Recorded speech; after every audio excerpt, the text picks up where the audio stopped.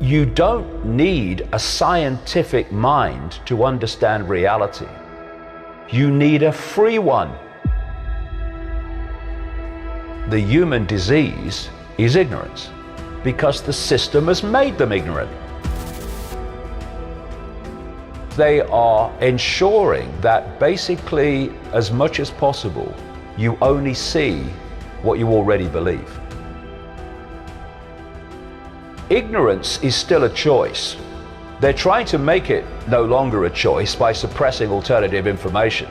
But still now, ignorance is a choice.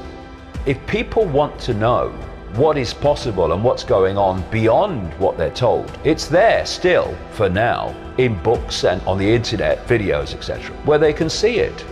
But what they're doing now with the internet is trying to firewall off people in the same way as the Chinese do, but in a more subtle way.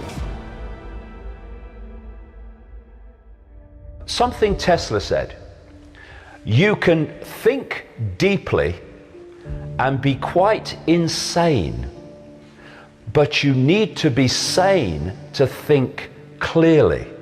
If you look at a human life, it is a 24/7 almost downloading of a program of perception. Look at it. You come out of the womb and you are immediately influenced in your perceptions of the world by your parents, who've been through the same programming process you're about to go through and are not passing it on to you through malevolence, but because they think it's real.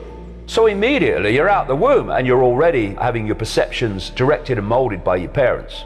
Then 3, 4, sometimes 5 years only after you enter this reality, you're sitting at a desk and an authority figure called a teacher is telling you at least 5 times a week, hours and hours a day, what is, what isn't, what's right, what's wrong, what's possible, what's impossible, what's happened, what's not happened. And in terms of control, they're telling you when you have to be there, when you can leave, when you can eat, when you can talk, when you can go to the toilet. You've only just arrived and this is going on. And then all the way through your formative years, right into your teenage years, this download of the state's version of reality is going on.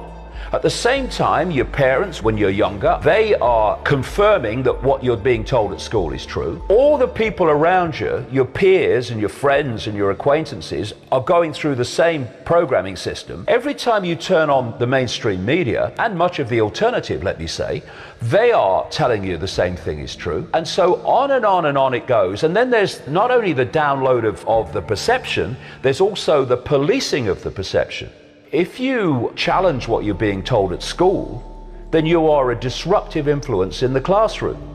If you question what I call the postage stamp consensus, what this download is telling us to believe in terms of its narrowness of possibility, then your peers ridicule you or call you crazy because you're challenging this norm. Next stage, you go into the adult world. You go into politics, you go into journalism, you go into medicine, you go into science, you go into the corporate world, you go into education to be a teacher or an academic. And what are you taking in to those institutions? The core programming that you've been downloading since the day you were born. Actually before, in the womb, through the mother as well, perception programming.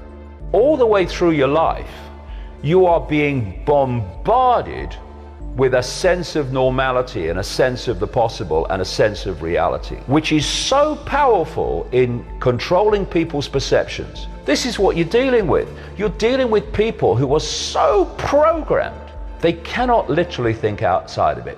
So, as Tesla said, they can think deeply within the program, but they can't think clearly, so they see beyond the program. Why do animals know when an earthquake's coming? Why do they know when there's a storm coming before humans do?